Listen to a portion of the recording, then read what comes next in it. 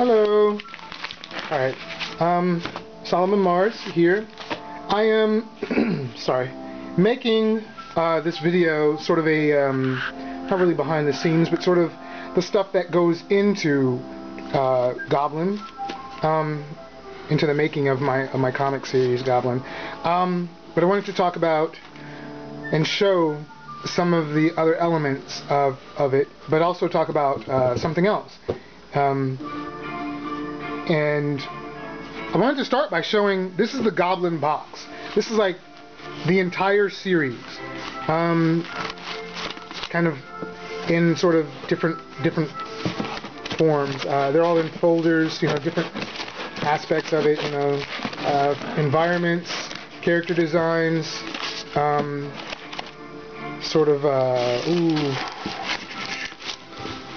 it's all sorts of things. Story ideas, you know, some of the different little details about the stories, different details about characters, different things written or drawn, sketched. There are also, down in there, there's a collection of my my dream journals. Move some of this stuff. Just made a mess. Cluttered everything. And the reason why I'm showing this, I won't show I won't really show the interior of any of these folders. Not really. A couple of them maybe, but not all of them, because well, you know, spoilers. But so it's full of stuff. There are, you know, a couple of things in here. Oops. There are dream journals in here. My dream journals. You know, all stuff that's relating to Goblin. Some of it's even stuff that's appeared in, like the Goblin Sketchbook 1. And, you know, the stuff that dates all the way back to the very beginning of Goblin's creation. Hold on. Ooh. There we go. You know, all the way back, you know, early Goblin stuff, like this 11x17 poster that I did. Old version of Jeff, old version of Amy, old version of Moo Moo, an old version of Pinion, and oh, something that we really should be looking at. So anyways, so the reason why I was showing this is because I encountered, probably more so recently than in the last 10 years, which is how long it's taken me to accumulate all the stuff in this box. I've been putting all this stuff in here for like 10 years. And the reason why I'm showing this is because I've run into artists who we pretty much all have the same problem. We all have like this one problem, is that we have a million, billion, trillion ideas in our heads, and they're all fighting to get out and get on the page or wherever, whether it be, you know, comics or animation or, you know, novels or whatever.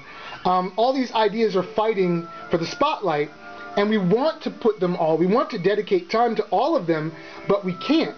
And what happens is everything kind of gets congested, and it more often than not leads to nothing, you know, like just non-productivity, and it sort of keeps us from actually getting anything accomplished. So I went through the same thing, and you know, it's just like the story of my life. You know, I did it for a long time, and at some point I realized that if I organized myself a little bit more, like by honestly putting stuff in manila folders, then it would sort things out, you know, in my head. And this extended beyond, you know, like this is just one box that belongs to one series, but it actually extends beyond Goblin, because what I'm talking about is every single idea. And this is what I tell artists: all the ideas that you have that are popping in your head, and you know, there's so many that aren't related. Basically, take those ideas and put them away. Put them in folders. You know, draw it out, you know, sketch it out as much as you possibly can, or write down the ideas, sketch out the ideas, you know, the character designs, whatever it was, and put it in a folder. You know, archive it. And keep doing that, you know. and make certain folders that sort of relate to one another, you know, so all the images that relate, you put them all in that folder, all those images that relate, put them in that folder, and things like that. And then put it in a box, or if you have something else, you know, better than a old torn up box like I do. But you put them away, and the reason, my reason for suggesting this is because you have to think about it like this. It took me a while to realize it, but you have an entire career to bring these stories to life. All the ideas that you're coming out with now, you have an entire career, an entire lifetime to bring these things to life. So it's okay to sort of shelve stuff now and come back to it later. And it's better for you to get it out now and just, you know, and commit it to a piece of paper that's not your final product, versus trying to, you know, to rush the entire idea out and you know, and do a final story version of it. Because some things I've noticed, they take time, you know, they have to mature over time. Like Goblin, it took 10 years for it to get to the point where it was 100% honestly ready to be executed, you know, to actually come out. I mean, like there was this version, you know, this was the first version, and the story behind this is really lame. It's really awful, and it took time. And then there's honestly, there's like this version. This is the version of Goblin that was never printed. Like, this is the first version of issue 1, and I mean, I never put it out because it wasn't what I wanted it to be. I mean, well, one, Jeff and Amy were much younger than they are now. Like, Jeff was 10 and Amy was like 11 or 12. And I wasn't comfortable with the way the story was playing out. And then also it started in the middle of the Red Castle story arc, which I thought really didn't give you time to get comfortable with the characters. You're just kind of thrown into the middle of something. And I do that a lot. I think it's called Medias Res or something. I don't remember. It's like where you start in the middle of a story and then you work your way backwards through flashbacks or something like that. And I do that a lot, but I didn't want to do it necessarily for Goblin. I mean, you're kind of, you know, issue 1 sort of starts you off in the middle. I mean, it's a year after Jeff meets Sankofa. They've been traveling together for a year, but it was better, you know, to introduce all the other characters over time, instead of all of them already existing together and you not knowing how they met. But this is really, I find it to be a good system. I mean, I would like to think that it would work for everyone.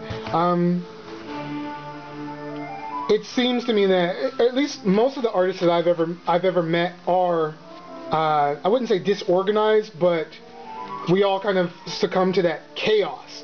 Our minds are just filled with this creative chaos, and it's really hard to you want to play with every single idea that pops in your head, but we really have to focus on at least one. You know, really focus on one and be dedicated to at least one idea and kind of work with that, play with that, you know, nurture that and let it grow and make it strong. You know, concentrate on one strong idea instead of a million random little ideas that on their own are actually weak. You know, bring them together as one and make them into one strong idea. And that's also something else that collecting stuff in a box, in folders, can serve as. Every single, you know, even if all these different series initially started off as, well, yeah, just that, different series, when you finally get around to executing, oh, there's original Goblin stuff. There's old Goblin. But essentially, you can start cross-pollinating ideas from different series and make them into one larger, stronger series. And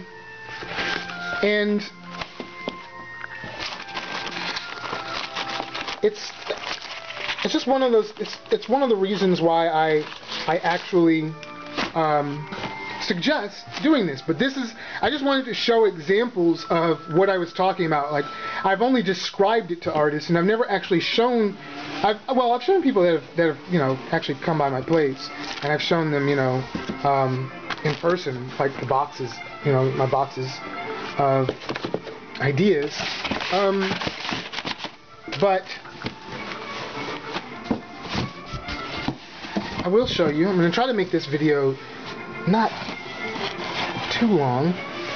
This is a better example because the Goblin box, it's all just Goblin. That's 10 years of me focusing, like every idea that I knew was related to that world, mostly because they were all kind of woven together by those dreams, the series of dreams. So I knew what was Goblin and what wasn't. But I would have other ideas, and that's what this box is. This box, it's just a a copy paper box that you get copy paper in, and this is every other series that I have ever wanted to do, ever created, and whether they be comic books or animation or whatever. Usually, I think mostly they would be comic books or animation.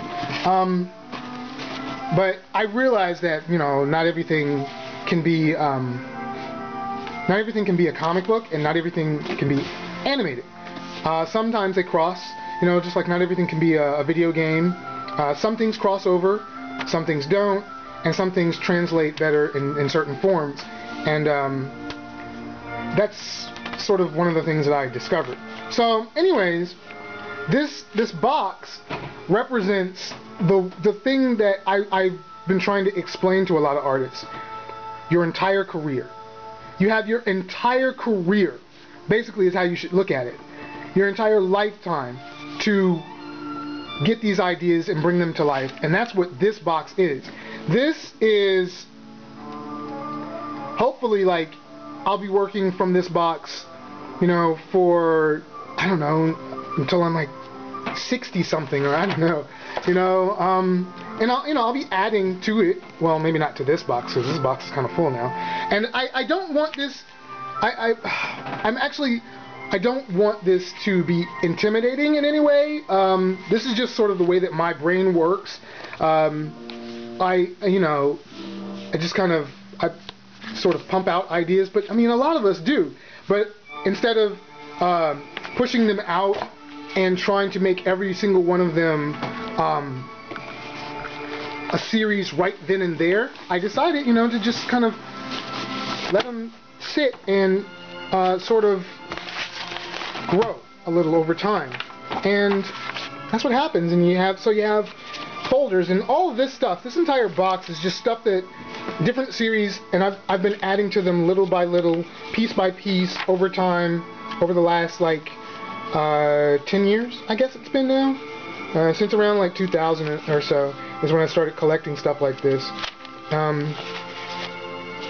And that's all it is. See, it's just like little notes. I would write, some little ideas and stuff. And you can see some of this was done when I was in the last couple of years while I was in school for learning animation, because it's written on animation paper. Yeah. But I mean, some of these ideas are just older ideas, just little drawings here and there, different ideas about stuff, the occasional random character sketch, maybe little details about the idea, why I drew it, what popped in my head, and made me draw it, random sketches, more, just tons and tons of just information, all the stuff that basically comes together to make that world, more, a reality. It makes it more real. It makes the story more solid, 100%. And that's all. Like all these folders are. They're just tons of stuff like this. What I was saying was, I don't want this to be intimidating. I would prefer that this more so be encouraging,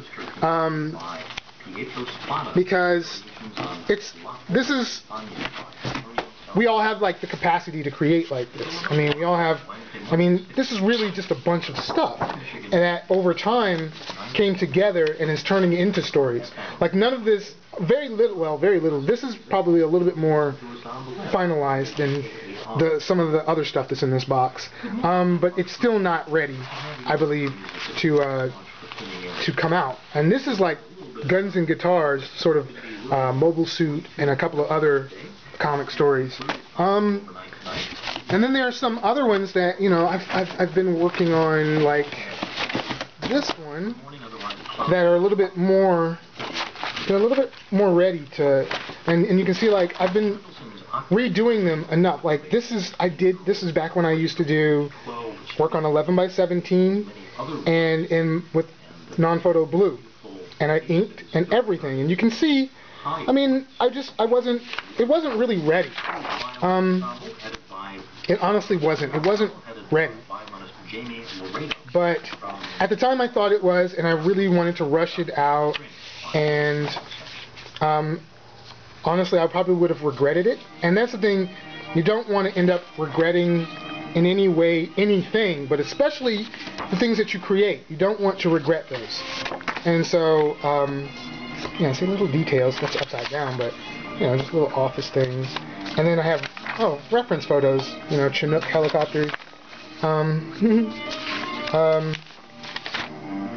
are a couple of those in that issue. It's all upside down, I'm sorry. But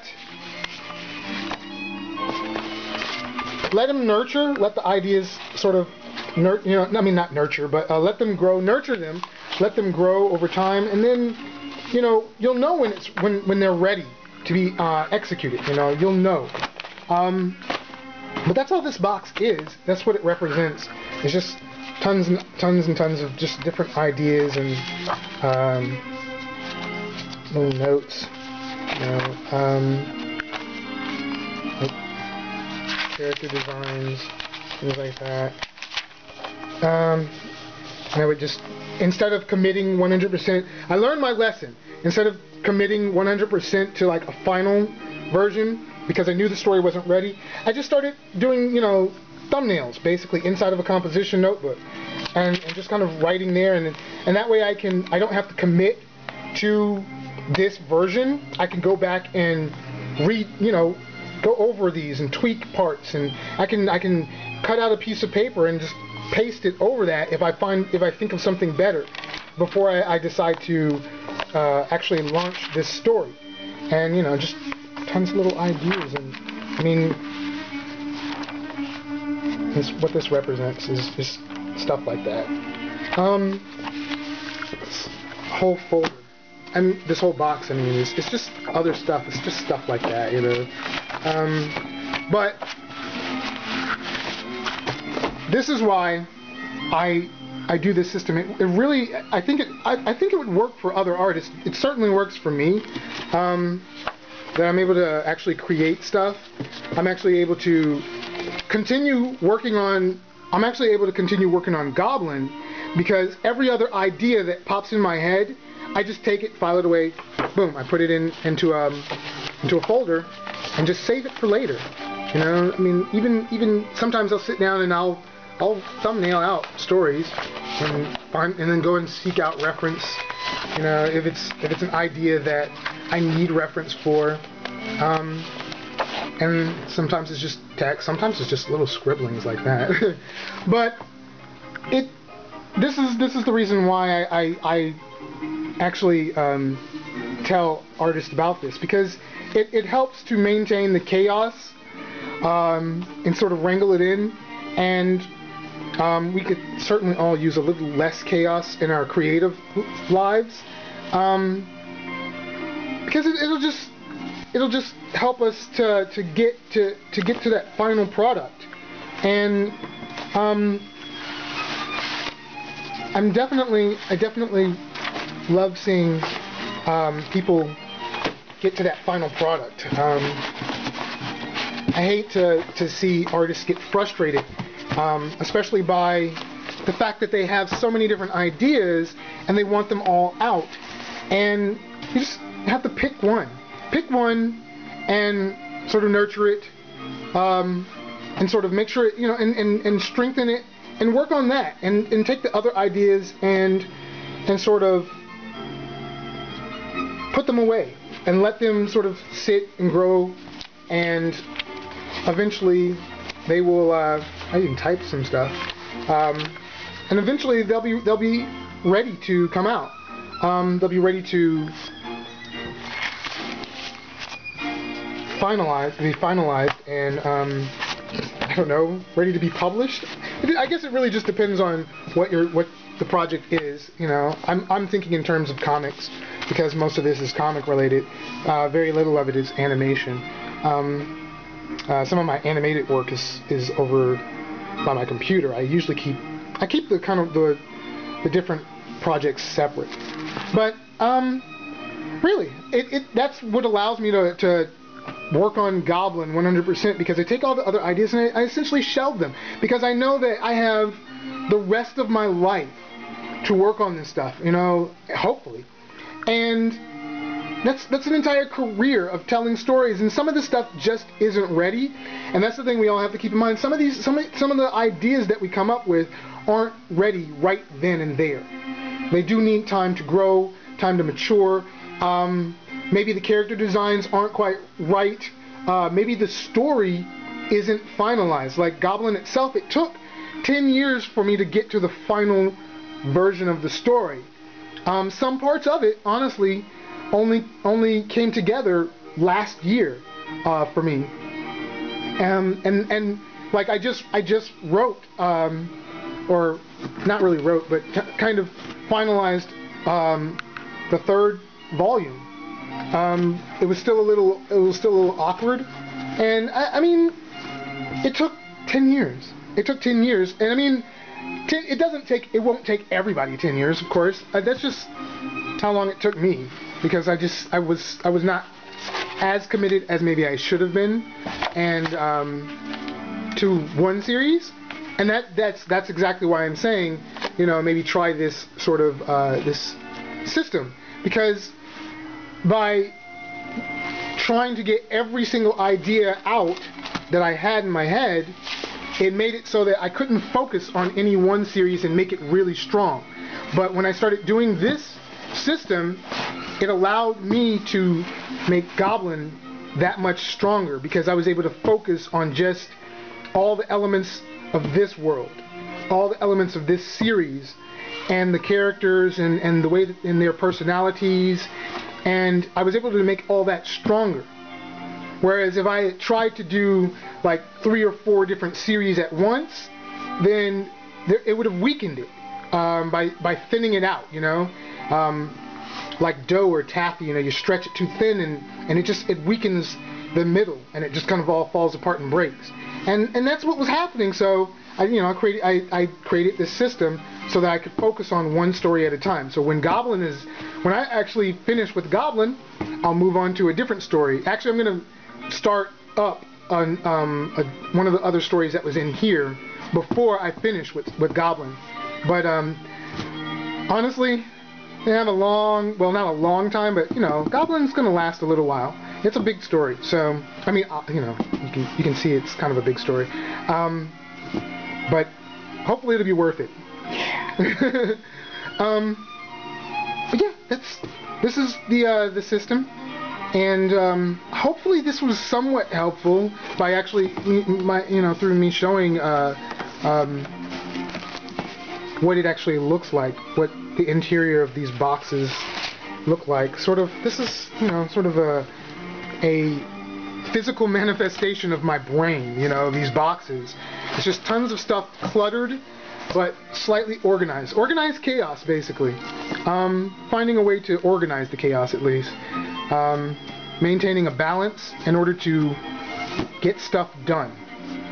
So, thank you for sitting through my ramblings, and hopefully this was somewhat helpful. Alright, bye.